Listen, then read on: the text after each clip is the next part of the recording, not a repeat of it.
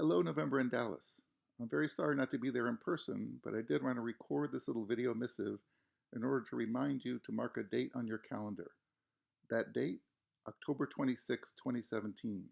That's about 11 months away. And the reason that date is important is because it's the 25th anniversary of the passage of the 1992 JFK Records Collection Act. But this is more than simply an anniversary for nostalgia, and the reason for that is because of what is written in the act itself. Each assassination record shall be publicly disclosed in full and available in the collection no later than the date that is 25 years after the date of the enactment of this act. And the National Archives is busy getting ready to do just that.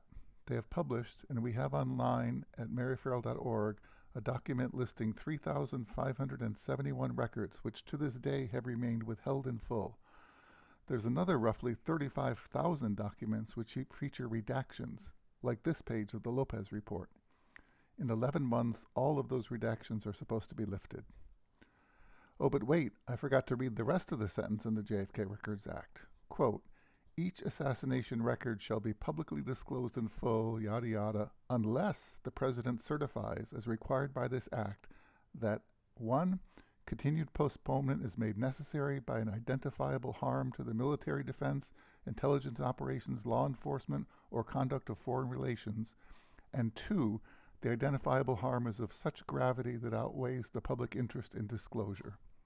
We'll come back to this point. Okay, so is this event going to be a big deal? What's in these records anyway? Will we, for instance, get to see what's behind the whiteout on this page from the CIA's so-called Family Jewels document, released in 2007 with much fanfare as a sign of new openness? Personally, I've given up on the hunt for the smoking gun, but I'm also very much looking forward to this release. We already have the riff sheets, the metadata, including titles, subjects, number of pages, etc., for all 3,571 fully withheld documents, so we do have a sense of what to expect. This metadata, by the way, along with the metadata for the full JFK collection, is now all available and searchable at maryfarrell.org in a project called the JFK Database Explorer. The metadata cards I'll be showing in this presentation were grabbed off those MFF pages. So here's a breakdown of those 3,571 documents by agency. CIA and FBI make up the bulk of them, but there's a fair number of IRS records too, as well as other agencies. Why IRS? Tax returns. Here are the metadata slides for a few of those IRS records. Tax returns for Lee Harvey Oswald, 1959. For the Payne family in 1962. Here's the William B. Riley Coffee Company, where Oswald worked in New Orleans. I don't know what that's all about. Most of the FBI documents, on the other hand, the ones that are still withheld, are marked NBR, not believed relevant. And so many of them may not be of much interest, though I'm sure that judgment will differ from reader to reader. But in general, and you can scan through these for yourself using the JFK Database Explorer, just from the titles and subjects, it's clear that there is much of interest in these still withheld records. And the simple fact that they have been withheld for this long adds a bit of mystery. In some cases, like IRS records, the withholding is directly related to general government practices around such documents. In other cases, it's not at all clear why some documents are withheld. Let's have a walkthrough of a few interesting samples. These are withheld DoD records, Department of Defense, on military contingency planning around Cuba. LBJ's intelligence briefings for 2 weeks starting the day after the assassination are here. This one is 15 pages of LBJ's daily diary entries from June 6, 1967, during the Six-Day War. There's minutes from the special group from August 30th, 1962. And a transcript of a 1964 interview with Robert Kennedy from the papers of William Manchester. Note here that there's a note that says, closed by court order until 2067. Perhaps not?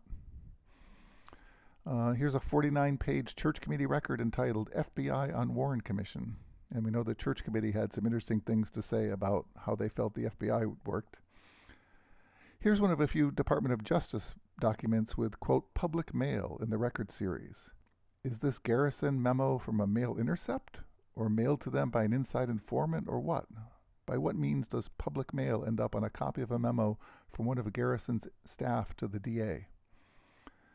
And there's a few more church committee interview transcripts that weren't included in the 1990s releases, including one with none other than CIA counterintelligence chief James Angleton. Now, the House Committee on Assassinations still has some withheld records. There's a 100-page document on the strange story of Regis Blehut's mishandling of JFK autopsy photos. Here's a transcript of the HSCA interview with Orest Pina, the New Orleans bar owner who told them that Oswald was palling around with the FBI. There are actually 3 copies of this 1978 interview with different riff numbers, all still withheld in full. Some of the records are just intriguing, even if they probably won't amount to much. Here's an HSCA one-pager with no title and the subject revolvers. Really? For me, the CIA records here hold the most interest. Anybody into the Nosenko story will have a happy Christmas. Many transcripts and lengthy reports. Here's part of an 835-page study, and even some magnetic audio tapes of interrogation interviews with Nosenko. Here's an 84-page document on Bernard Barker, the Cuban exile and Watergate burglar who often shows up in CIA files as Amclatter 1. And there's an 86-page file on the DRA Cuban exile group, Carlos Bringuier et al., helpfully labeled Not Believed Relevant. Note the term operations. We'll come back to this. There's a 40-page CIA file on HSCA investigator Ed Lopez. Then there's a whole bunch of these volumes of Oswald's 201 file here, withheld in full. Now, they're presumably just copies of what we already have, though the comment field notes that, quote, duplicate retention file contains classified information. So we'll see. There's some finance reports for the Cuban Revolutionary Council Exile Group, and a 49-page CIA report from 1967 on Vietnamese leader Diem, or possibly the coup in which he was overthrown and murdered. For Mexico City watchers, there'll be an abundance of releases, including a 167-page CIA document on Valery Kostakov, the Soviet agent stationed in Mexico whose name was used as part of the World War III scenario that the Warren Commission we now know was created to push back against. There's a still withheld Warren Commission record, a memo from the CIA to the White House Situation Room 4 days after the assassination, regarding the man named Gilberto Alvarado Ugarte, who was then telling U.S. and Mexican officials a story that he saw Oswald take money in the Cuban embassy to kill Kennedy. The timing here is precisely at a point where there are gaps in our understanding of how LBJ turned from being against a presidential commission the day before to being for it a day after, and thus may shed some more light on that process. There's a taped interview with the Tarasovs, the CIA translators whose account to the HSCA concerning the so-called Oswald calls was at odds with the CIA's narrative. This presumably is a tape of the already released transcript, but we'll see, because for one thing, there's 2 different audio interview records. A 221-page report on June Cobb, a person fascinating enough that a whole book could be written on her. Given that this is volume 7, it appears the CIA already has. And there's much, much more. Then there's some documents that I want to show before segueing into a discussion of the possibility that we might not see all these documents in 11 months. Now, as I mentioned before, most of the still withheld FBI records are, rightly or wrongly, marked not believed relevant, but not all of them. This one is a one-pager whose title is restricted and whose subjects are Michael McClaney and restricted. Now, many of you may know that McClaney was the owner of the land in Louisiana where an anti-Castro training camp was raided in the summer of 1963. The redaction in the title and subject is, according to this postponement form associated with this record, withheld due to, quote, cooperating individual or foreign government currently requiring protection. So perhaps we'll finally learn who blew the whistle on the training camp. There are CIA records as well that the agency might consider especially sensitive. This one is a 260-page 201 file of protectable source for Agent Lytamel 9, who was a double agent working inside the Cuban embassy, for which an identification and associated references is made on the Merifrel Cryptonym database project. Lytamel 9, for instance, informed to the CIA on the demeanor of Sylvia Duran when Duran returned to the embassy after having been arrested by the Mexican government at Station Chief Wynne Scott's urging and harshly interrogated. There's a 96-page field double agent guide for instructing such persons. And then there are a number of ops files, operational files, listed under names such as William Harvey, David Phillips, Ann Goodpasture, E. Howard Hunt, James O'Connell, Harold Swenson, and others. Richard Snyder, the U.S. State Department embassy official in Moscow during Oswald's defection, has a CIA operations file. Curious. And it's these sorts of records in particular, and also in the other 35,000 documents with redactions, many of which are about sources and methods, that makes me wonder what will happen next October. In this page from the Lopez report, agent names are redacted. In this page from Richard Helms' testimony to the HSCA, the redaction here is the name of an agency of the Mexican government, and Helms is telling the committee that revealing this cooperation would cause, quote, bad feelings between Mexico and the United States. The amount of this stuff, agent names, identification of cooperating foreign governments, intelligence gathering methods, leads me to wonder whether the CIA in particular, more than the other agencies where these documents come from, may try to stop the 27 releases. The bar that the law sets is pretty high, identifiable harm and of such gravity that outweighs the public interest.